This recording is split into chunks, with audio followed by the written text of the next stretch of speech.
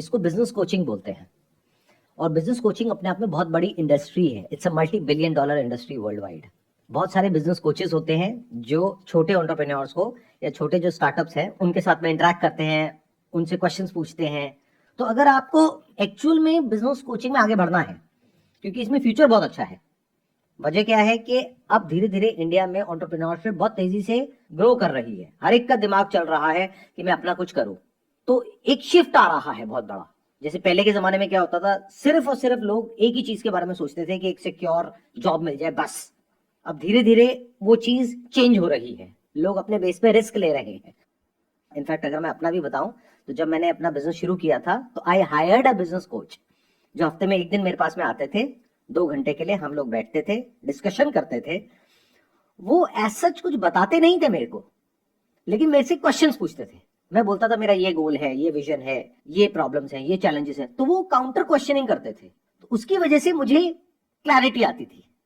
जैसे आपने बहुत बार नोट किया होगा कि आपके माइंड में कोई चीज घूम रही होती है तो आप उसमें फंसे होते हो, बट किसी के साथ में जाके डिस्कस करते हो, एकदम से क्लैरिटी आ जाती है। तो वो इंसान आपको क्लियर नहीं करता है, आपको बात करते करते खुद ही क्लियर हो जाता है।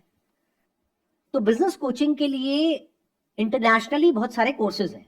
वहां से एक शॉर्ट टर्म का बिजनेस कोचिंग का कोर्स कर सकते हैं। Then you will become a certified business coach.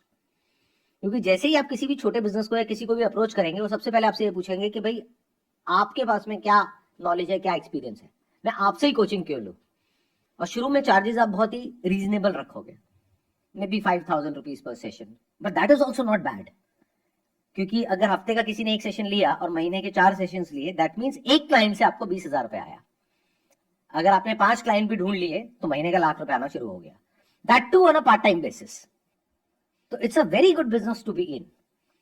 शुरुआत में मुश्किल है, थोड़ा टाइम लगता है। शुरू में आपको छोटे छोटे बिजनेसेस को ढूंढना पड़ेगा, उसका तरह तरह का डेटाबेस आपको मिलेगा, उनको अप्रोच करना होगा। या इसका सबसे अच्छा तरीका है कि ऐसी बहुत सारी ऑर्गेनाइजेशंस हैं जो कि एंटरप्रेन्योर्स के लिए, जो शुरू कर रहे हैं अपने करियर को, उनके लिए कॉन्फ्रेंसेस ऑर्गेनाइज करती है, या उनके ग्रुप्स हैं, ऑनलाइन भी ऑफलाइन भी।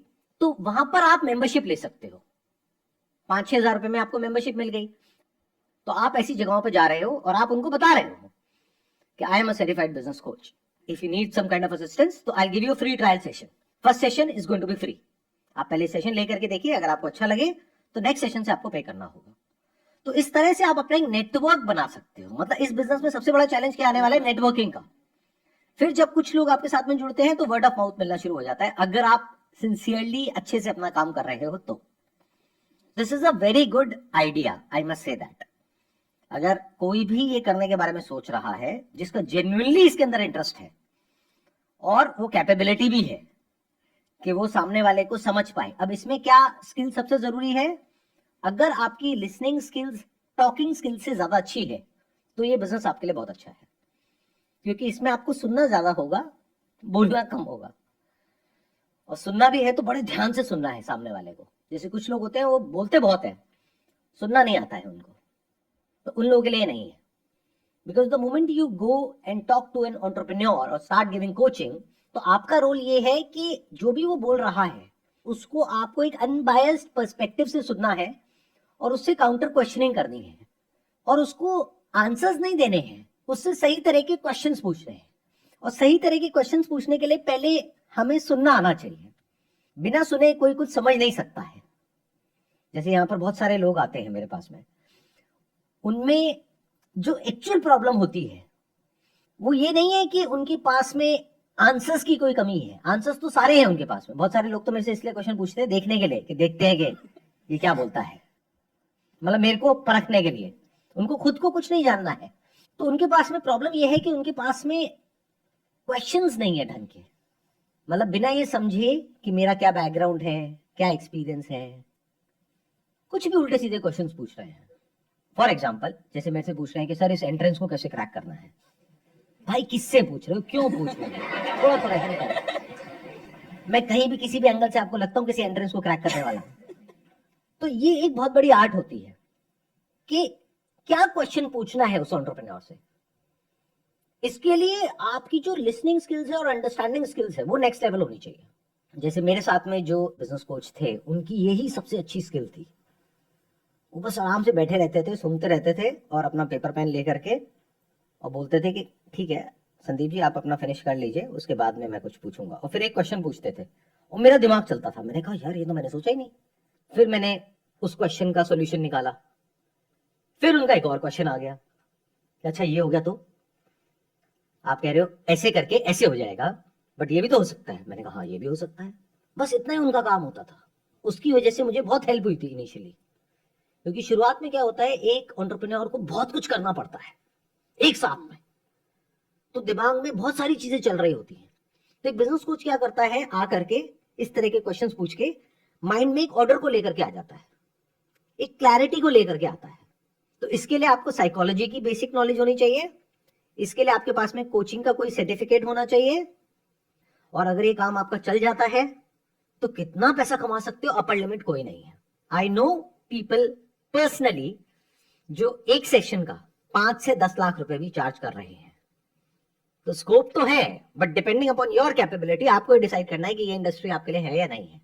सर इसके साथ अगर कंसल्टिंग के साथ साथ अगर हम लोग जैसे स्मॉल बिजनेसमैन होते हैं तो उनके पास मार्केटिंग आइडिया या फाइनेंस आइडिया या ऑपरेशंस आइडिया, मतलब कुछ भी स्पेशलाइजेशन नहीं होता उनके पास, वो बस बिजनेस कर रहे होते हैं। तो अगर साथ में उनको ये मार्केटिंग स्पेशलाइजेशन प्रोवाइड किया जाए या फिर ऑपरेशंस के लिए हम लोग कुछ प्रोवाइड करें, उनका ऑपरेशंस हम लोग हैंडल करें, तो ये इसमें ग्रोथ है। देखिए एक बात हमेशा याद रखिए, जब भी आप सब कुछ करने की कोशिश करेंगे तो कुछ भी नहीं कर पाएंगे।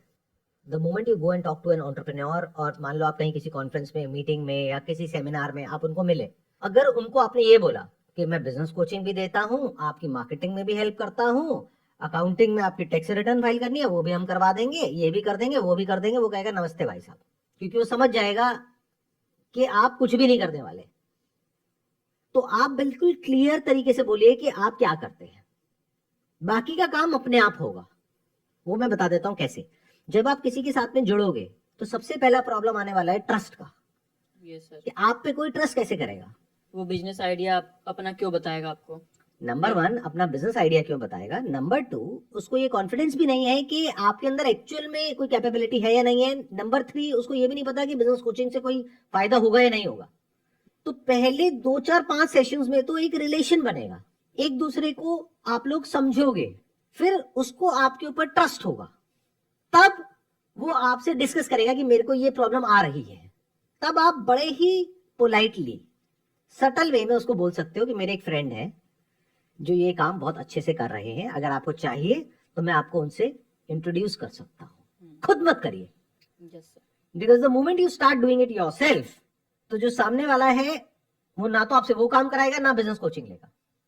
Business coaching is a long term thing, मतलब 2 4 साल तो कहीं नहीं गया, तो वो भी आपके हाथ से जाएगा। तो इसका अच्छा तरीका क्या है कि आपने अलग अलग लोगों से टाइप कर लिए, वो भी आपने फिगर आउट किया कि मान लो उसको वेबसाइट डिजाइनिंग की रिक्वायरमेंट है, तो आपने पहले ही टाइप कर लिया कुछ ऐसे लोगों से जो जेन्युइन काम कर रहे हैं, उनके पास में गए, मतलब अलग अलग 10 15 लोगों से मिले, फिर अपनी खुद की वेबसाइट बनवाई।